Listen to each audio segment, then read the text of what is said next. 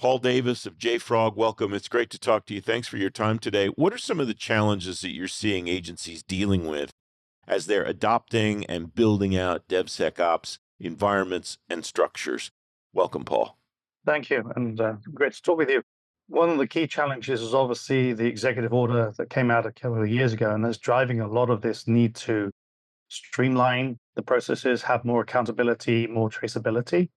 And so I know a lot of them, I was at a Gartner event a few weeks ago, and there was a lot of conversations about S-bombs, which is kind of the proof, the attestation that you followed the process. And there's a lot of confusion out there about this. I'm actually working on helping people define how they can use SBOMs, not just purely as a certification process, but actually use it to enhance their ability to know what's going on during the whole life cycle of software development, from when it's going into the source repo all the way through to what's happening in production, because that's probably the biggest one is monitoring in production. So that was a big thing to deal with. They were looking for approaches. How do I do it? And it comes back down to basics. We need to have basically almost do an audit. I know it's a terrible word to use in Fed space, but our own internal secret audit is one that's to assess what we actually have out there.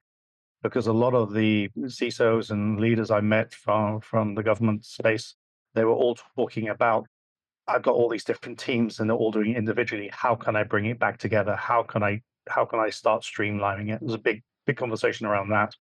What drives the streamlining? Is it just breaking silos in between those streams of work, or is there more to it than that? I don't mean to make it sound overly simplified. I'm sure it's not simple, but is that step one, or is there some other place that organizations should start to try to get that situational awareness that you just described? I think the word situational awareness is the key thing. As a security professional, my job is to worry about the things I don't know. Visibility. It's the unknown risks that wake us up in the middle of the night and surprise us, whatever we're doing. And from that perspective, just getting the visibility. Now, it's almost like, we've been solving SQL injection problems and trying to get clean code, which is still a problem in today's world, which still cracks me up. But it's this new challenge of open source software, of what I call weaponized LLMs, is really making a huge difference. And now the security teams are being challenged with this new threat vector, which has been out for a long time, but now it's become real. Now we've had real incidents that have hurt us. So from that perspective, that's why it's a new thing. But the first step is visibility. Then the next part is identifying the teams that have to work together. It's not one team. You've got the developers. You might have an AppSec team. You're having a governing board. You're going to have the security team. You're going to have security operations. They also need to work together as a single group, as opposed to just throwing things over the wall. There has to be closer communication there. When you talk about CISOs that are trying to kind of wrap their arms around what their organizations have, how much of the issue that they see with all these kind of disparate pieces has to do with people doing different projects, different places, and not really communicating well? And how much of it has to do with a number of tools that they've accumulated over time and trying to discern which are the ones they really need, which are the ones they use a lot, which are the ones that may not be as necessary? It's ironically both. The problem is that we've always approached projects as isolated engagements with software. We're building these things isolated, and we don't think about the commonalities between one particular system or one initiative and another.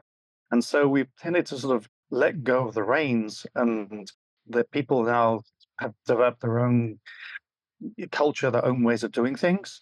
And so that means that we're now trying to recover from, I can't call it a mistake, a realization would be a better word, that we now need to start streamlining. And that's why it's tough, because we've got to change people, processes, procedures, frameworks, etc.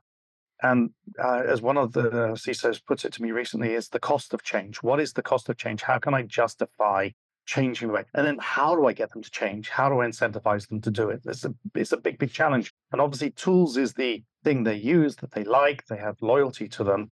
Getting people to change tools is kind of a fun journey, if you put it mildly. Agencies talk all the time about trying to move more quickly. How much of the situation that you just laid out there is due to possibly organizations moving too quickly and saying, okay, we see the benefits, we see the value in DevSecOps, and so we're going to go do it. and then going off in, unfortunately, from what it sounds like, a number of different directions, and maybe not in as coordinated or strategic a way as Yeah. might benefit them. Is that what you're getting at, kind of, with that description? Well, it needs to become a real program as opposed to an effort. It's something that's going to live forever, unfortunately. You're not going to escape this. So I don't think you can move too quickly, to be honest, because it's such a gargantuan task to take on that to try and do it quickly is not possible. Now, you could do a problem where you could just focus on a particular problem. And I'm seeing that a lot where people just look at one particular security issue and fix that without stepping back and looking at the whole thing from end to end. That's the biggest problem because you're just exacerbating the problem by creating yet another point, which is a siloed piece of data that could be valuable in your attestations, in your evidence files. What's the right balance then, Paul, between speed and, I don't know, maybe strategy is not the right word, an enterprise view of a DevSecOps environment or a DevSecOps program or effort, whatever name we want to attach to it? I'm going to use a very cliched term, which is we need a balanced approach. The thing is it's like everything with security, we have to balance risk with the need to keep moving forward, to keep, enabling the services that we use to keep the country running.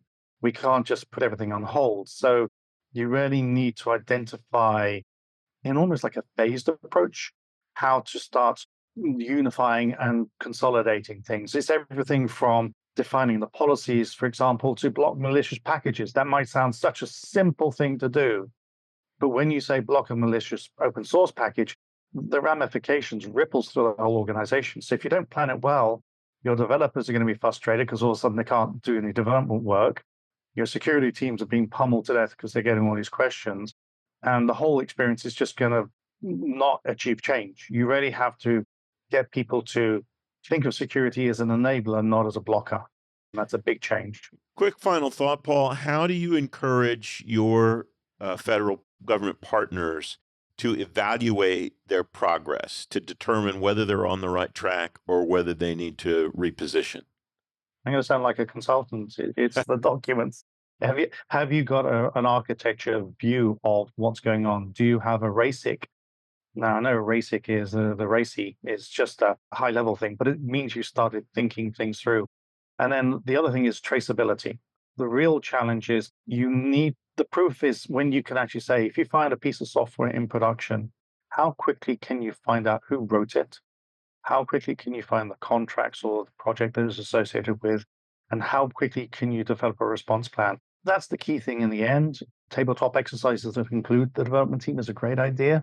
But the proof is how quickly can you see how a piece of software ended up in that environment? That's the big thing for me. Paul, it's great to talk to you. I really appreciate your time today. Thank you. Thank you so much. It's been a pleasure.